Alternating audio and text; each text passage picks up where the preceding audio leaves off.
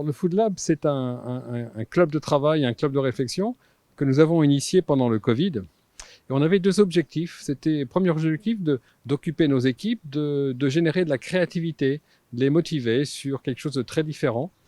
On a l'habitude de travailler avec des grands chefs étoilés, avec de la haute gastronomie. Et puis là, on leur a lancé un challenge de préparer des plats que l'on trouve dans les rues de Bangkok, dans les rues de Hong Kong, dans les rues de Buenos Aires.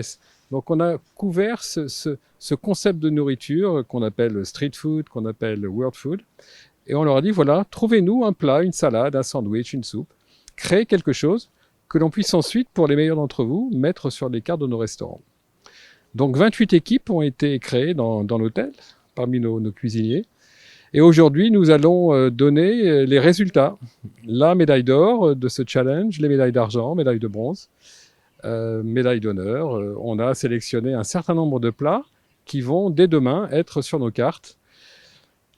Et en plus de les motiver, de travailler sur leur créativité, c'était aussi un bon moyen de continuer à les développer, à les former, à les éduquer, à leur faire découvrir d'autres choses. Donc il y avait aussi un vrai prétexte de formation et de développement pour l'ensemble de nos cuisiniers. Nous avons vécu une année bien sûr difficile, différente. Nous avons été patients, nous avons fait le dos rond. Nous avons continué à développer, à former nos équipes. C'était vraiment un objectif prioritaire. Et puis on s'est dit, voilà, nous devons être prêts à la reprise, qui interviendra, j'espère, très bientôt, pour mettre l'hôtel sous son meilleur jour. Donc nous avons continué à développer, à faire progresser, à enrichir notre offre.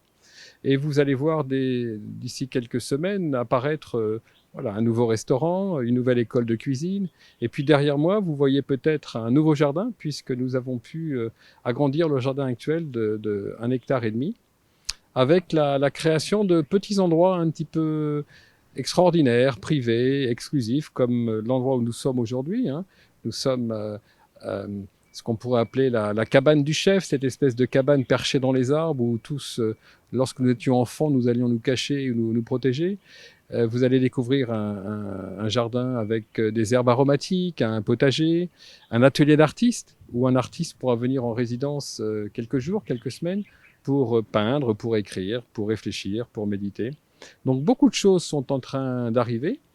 Et puis, ce qui va aussi beaucoup nous occuper cette année, c'est le lancement de nos programmes de bien-être, de wellness autour de notre spa. Mais le wellness n'est pas juste du spa, ce n'est pas juste des soins, c'est aussi toute une série d'expériences que nous en proposer, du sport, du fitness, de la méditation, des tas de choses qui vont venir enrichir, en plus du soin et de la diététique, qui vont venir enrichir cette offre de programme wellness.